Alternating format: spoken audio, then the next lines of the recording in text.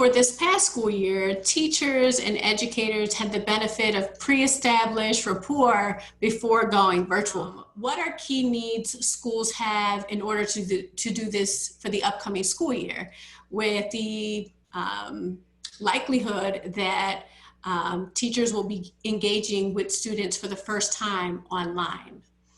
So what are conversations that your leadership teams are having right now about, like, how do we build that school culture and community without having the benefit of face-to-face rapport? We are not planning on diving into curriculum right away, right? So we're thinking of ways that we can help teachers get to know their students and the parents. I was just speaking to the leadership team this morning about, virtual back to school night and what that's going to look like, just setting up those opportunities for the teachers to get to know the students one-on-one before we dive into any type of instruction, because it does take time to do that.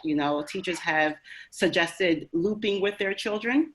That's something that's come up so that they can, they know they can just hit the ground running in the fall with what the students need. So we are considering that as well. One thing that I did want to mention before is like the mental health, of not just students, but of staff too. Like, we need to consider all those things as we plan. So we can't, we need to make sure we're keeping all those things in mind. So the staff needs it just as much as the students. So trying to find that balance, before we delve into the nitty-gritty of instruction. Like, what are school needs? Like, if you had a thought partner in this, what would you say? Like, we really need this in order to kind of make headway with this culture building.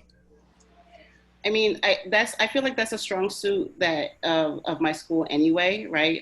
That's something that we pride ourselves on. That's part of our mission to do that. So, like I said, just taking the time and helping ease the teachers' minds of, you don't have to start curriculum day one or week one. Really take the time that you would have taken if it was the first day of school of kids sitting in front of you. So let's talk about some ideas to get kids comfortable and adjusted to this new way.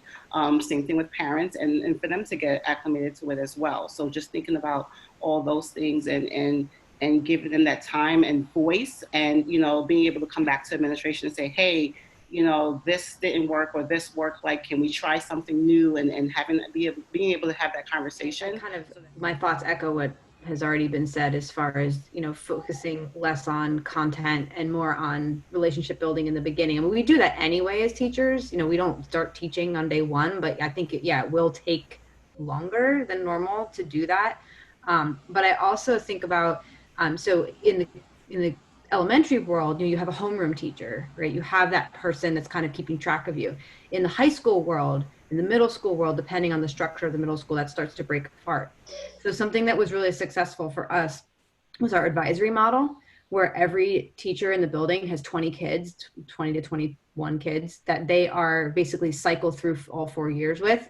And so we were basically, our goal as advisors was, every week we made sure that we made contact of some kind with every single one of our kids in some way. And if we didn't, there was a system to report, this kid's MIA, I don't know, or, conversations where, okay, they're showing up to class but they're not doing work, or they're not coming to advisory, or maybe they're doing their work, but no one's they're turning stuff in, but no one's seen or talked to them at all, but they're just kind of turning stuff in. So for me, that social presence and relationship building, especially in this environment where we may not see kids in a classroom, is how are we building in structures so that there is somebody who can account for each kid, right? And there's some kind of contact with the family, contact. And I'm not saying it has to only happen in high school, right? But there's just, in those older grades, there's not that classroom teacher that's kind of teaching them.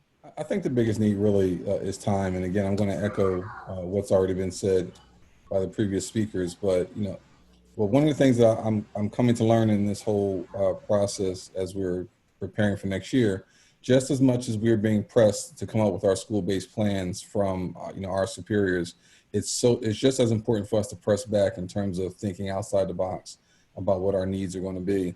One of the things that I immediately pressed was really about the idea of getting extra time with our staffs coming in a bit earlier and having the school district consider compensating them, because this is going to be a huge transition. It's one thing to quickly transition after having our students for a little while. Now we're going to transition to starting out the school year in a whole new model that is going to feel unfamiliar in how we start the school year off.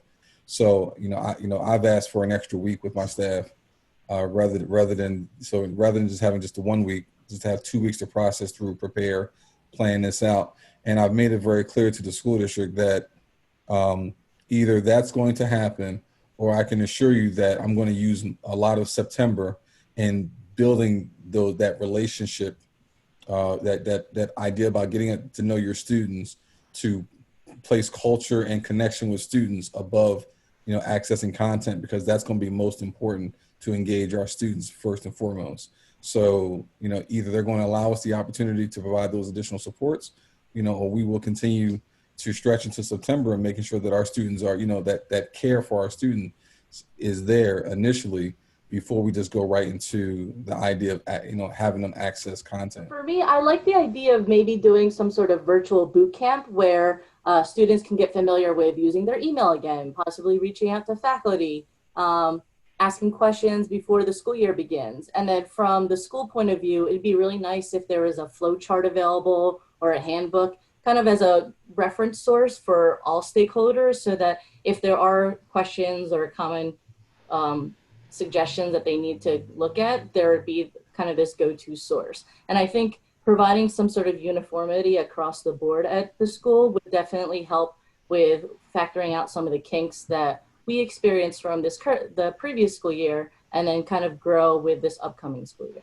When I think about this question, I think about it in regards to just two areas, right? Instruction and relationship building. We didn't have a plan for it, so we got through to the end of the year. We went to the virtual format and we got through. But I'm not confident that there is anything that lays out what high quality instruction looks like from a virtual standpoint. I've seen teachers that do Google Meets. I've seen teachers that assign assignments. I've seen teachers that assign PowerPoint presentations. And I've seen some that has done a combination of both, but I don't think that has been clearly mapped out. So I want to try to provide some professional development earlier in the school year and any supports around that. Second piece is relationship building. My teachers don't know yet, but on the first week, they're going to be required to do a town hall meeting with their students and a town hall meeting with their families during that reorg when they're in the building. And I just think that's critical, is a face point time that'll give families specifically a chance to ask questions to the teachers, icebreakers, and do the same things with the students as well. The last thing that I would throw out, something that I learned this school year, as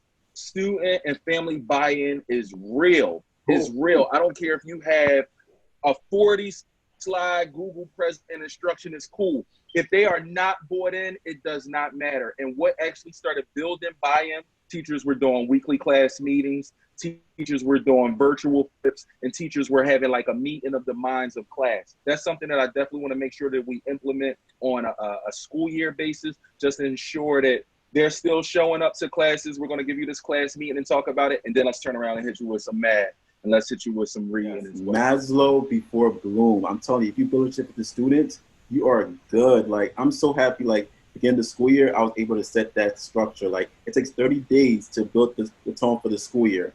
If you don't build that strong tone, you lost them. And I know that teachers that were struggling in the classroom were definitely struggling in virtual world. They definitely were.